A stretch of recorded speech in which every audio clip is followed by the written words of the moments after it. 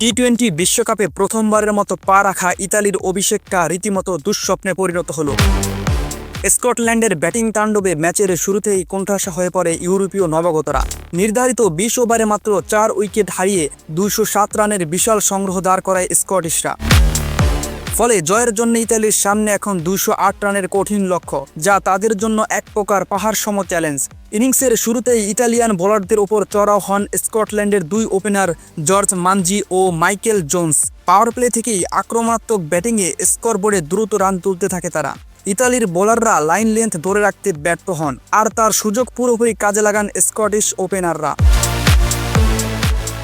ইতালির দুর্দশার দিনে চতুর্থ ওভারে আসে আরও একটি বড় ধাক্কা। ফিল্ডিংয়ের সময় কাঁধে গুরুতর চোট পেয়ে মাঠ ছাড়তে বাধ্য হন অধিনায়ক ওয়েন ম্যাডসেন। তার চোটের ধরন দেখে আশঙ্কা করা হচ্ছে চলতি বিশ্বকাপে তার আর মাঠে নামা হচ্ছে না। প্রথম উইকেট পেতে ইতালির দীর্ঘ অপেক্ষা। ইতালি প্রথম সাফল্যের দেখা পায় অনেক দেরিতে। 14তম ওভারে দলীয় 126 রানে জর্জ মানজিকে 84 রানে ফেরান জেজে স্মার্টস।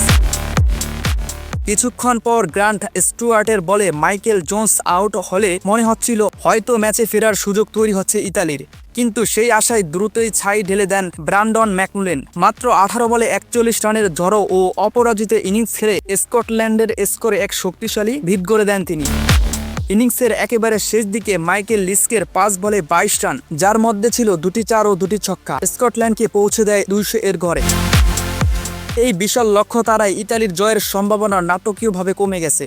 ম্যাচ শুরুর আগে ইউরোপীয় বাছাই পর্বে স্কটল্যান্ডের বিপক্ষে আগেই জয়ের কারণে ইতালিকে এগিয়ে রাখা হয়েছিল।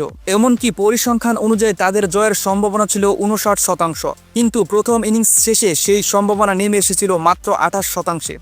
সব মিলিয়ে টি-20 বিশ্বকাপে ইতালির অভিষেক আপাতত কঠিন পরীক্ষার মুখে।